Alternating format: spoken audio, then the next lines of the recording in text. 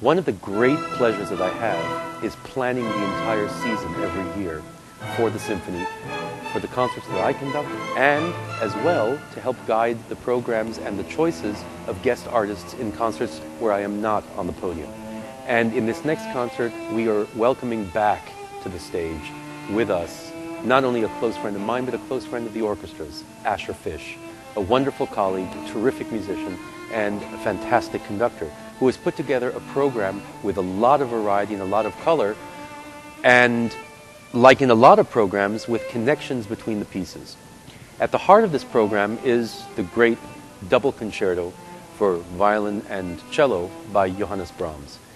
It's a comforting thought to cellists who, unlike pianists and violinists, don't have a full-fledged concerto by Brahms to claim as their own, that they have this piece, which Brahms wrote in close conjunction with Josef and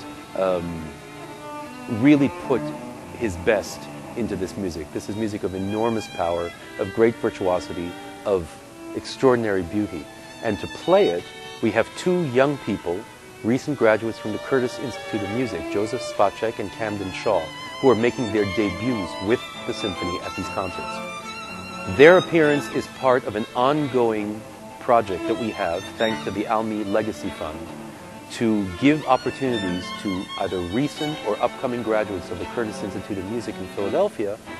the chance to make their professional debuts with us and to help further their careers. This is, of course, a labor of love for me, not only because the idea of nurturing the next generation and helping young musicians and giving them opportunities is something very close to my heart,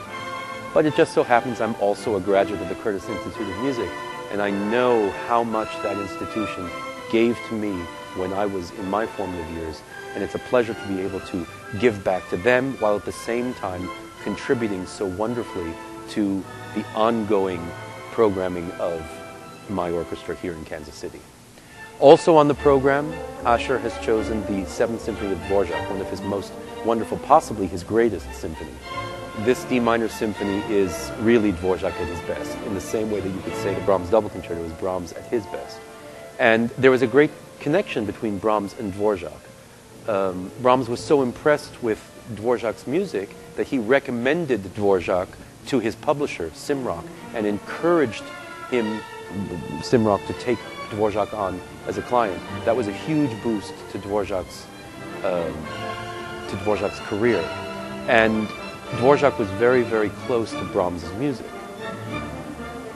One could argue that this 7th Symphony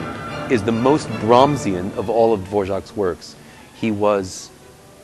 in a much darker frame of mind and a much more, I would say, German frame of mind when he wrote this piece than his next symphony, for instance, the 8th in G major, or even the New World, the famous New World Symphony that came after that, both of which are, for all of the intrinsic Czech nature of the 7th Symphony, are more purely in that direction, the 8th and the 9th. In this 7th Symphony, we really have this dark and brooding and emotionally agitated state of mind that one associates often with Brahms's music. And that makes the appearance of the Dvorak Symphony on this program particularly relevant.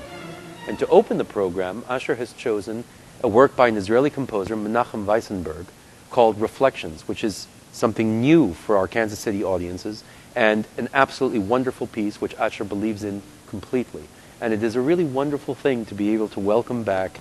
a guest artist who is so committed to the music that he's bringing, and have him have the opportunity to share that both with the orchestra on stage and with the audience. So it's a fantastic concert to attend, and I'm absolutely thrilled that all of these guests are going to be with us for this concert.